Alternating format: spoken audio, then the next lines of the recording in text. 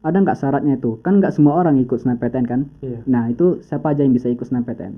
Ketika kamu mau seleksi, kamu harus login dulu ke akun LTMPT dan ngebuat akun LTMPT-nya dulu. Oke, berarti mereka yang punya akun LTMPT ya? Iya, mereka syaratnya harus punya akun LTMPT. Iya. Kemudian setelah melakukan apa namanya pengisian dan buat akun LTMPT, sekolah itu wajib login dan mengisi data sekolah dulu.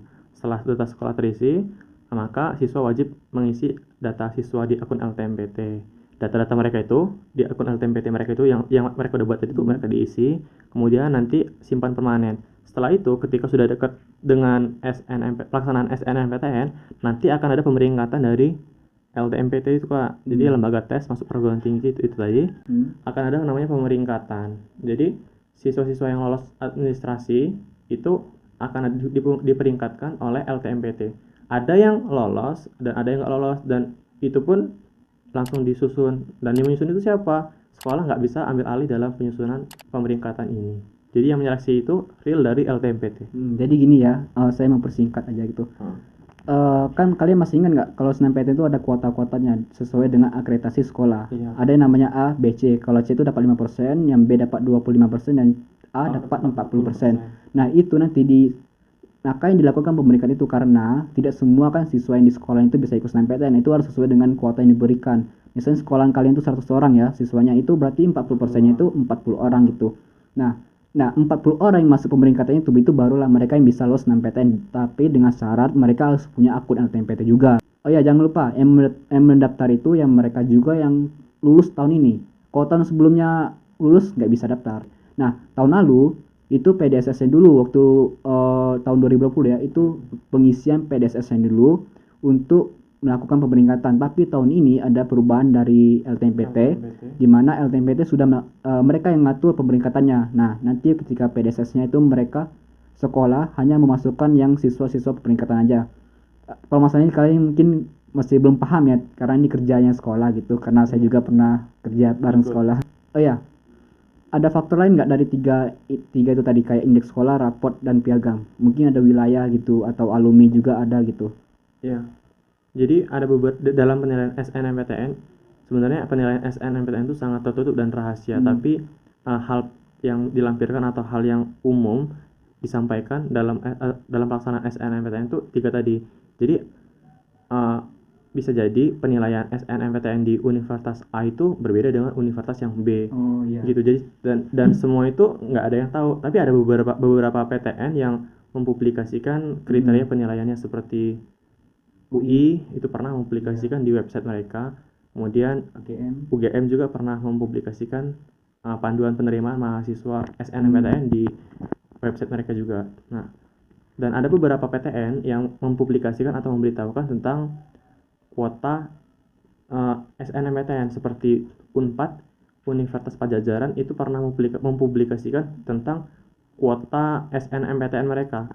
Jadi setiap tahun Unpad itu memberikan kuota tambahan kepada mahasiswa asal Jawa Barat, karena menurut Unpad mahasiswa asal Jawa Barat yang kuliah di Unpad itu masih sedikit, jadi ditambah gitu. Tapi ada beberapa PTN juga yang nggak mempublikasikan atau nggak mempedulikan tentang itu. Ada yang cuma memperhatikan nilai lapor, indeks sekolah, kemudian piagam prestasi doang gitu. Berarti kalau masalah penilaian itu kembali ke kebijakan PTN masing-masing. Iya. Namun udah dipastikan ya, ini kalau masalah penilaian umumnya pasti mereka tuh yang PTN itu yang namanya penilaian raportnya gimana, piagam pendukungnya gimana, terus indeks sekolahnya gimana. Indeks sekolah ini terdiri juga dari namanya alumni, terus kinerja alumni di PTN tersebut. Lalu apa lagi? Faktor wilayah juga ya. A few moments later.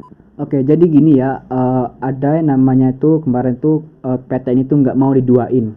Maksudnya gini, biasanya pilihan pertama itu punya potensi lolos lebih besar daripada pilihan kedua. Maka dari itu ketika kalian menentukan pilihan pertama, itu benar-benar itu pilihan kalian ya, jangan asal-asalan gitu. Kan pada akhirnya ketika kalian lolos di jurusan yang pertama dan itu nggak sesuai dengan jurusan yang kalian pilih, nah itu bisa bahaya nanti ketika kalian kuliah. Oke, strategi udah, pemilihan jurusan yang tepat udah. Ini masalahnya ada nggak sisi positifnya atau manfaatnya ketika lo SNMPTN. Oh ya, jadi saya sedikit cerita nih ya. Ya, ini sebenarnya saya cerita tentang saya, bukan tentang dia. Jadi seperti ini ya. Jadi seperti ini, pada tahun lalu, pada tahun 2020, saya itu mungkin sama seperti teman-teman semua yang sekarang lagi nonton video ini. Saya itu pengen kuliah, cuman mungkin seperti yang saya sampaikan tadi, bahwasannya kendala yang pertama adalah biaya dari orang tua. Pada waktu itu tuh saya itu mau kuliah, masalahnya dana, dan orang tua juga kurang mensupport karena masalah dana tadi itu. Nah, untungnya ada keunggulannya dari SNMPTN ini adalah, yang pertama adalah SNMPTN itu daftarnya itu 100% gratis, nggak ada biaya-biaya pendaftaran, jadi cuman input nilai lewat internet. Dan pasti semua teman-teman sekarang punya internet dong, karena posisinya sekarang lagi pandemi, jadi mewajibkan untuk punya internet. Nah, jadi yang pertama itu gratis biaya pendaftaran. Kemudian yang kedua, kamu itu nggak perlu belajar buat tes, terus mikirin biaya tes ke kota. Kemudian nggak perlu mikirin biaya hidup di kota selama tes, nggak perlu belajar capek-capek, atau mungkin yang ikut tryout, atau mungkin kamu yang sekarang lagi nonton video ini mungkin udah persiapan untuk kursus bimbel gitu. Jadi seperti itu unggulnya SNMPTN. Maka maksimalkan SNMPTN kamu, tapi kamu juga harus tetap belajar antisipasi ketika nggak lolos SNMPTN gitu. Nah, itulah manfaatnya itu ketika kalian lulus SNMPTN, ketika kalian ngambil SNMPTN dan lolos, kalian tuh hemat biaya gitu. Beda kalau yang namanya mandiri, SBMPTN, UMPTKIN, kalian mau daftar pakai uang juga kan, mau daftar ujian juga kan, jadi pergi ke kotanya juga, mau bayar juga. Kalau enak juga kalau kalian punya saudara situ bisa nginep, kalau nggak ada paling nyewa kontrakan kosannya per malam gitu kan. Nah, jadi kan repot juga gitu.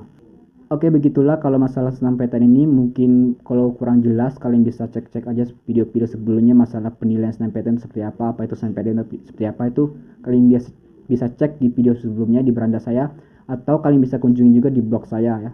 Saya juga udah bikin blog, atau kalian juga bisa mampir ke channel YouTube saya satunya. Oke.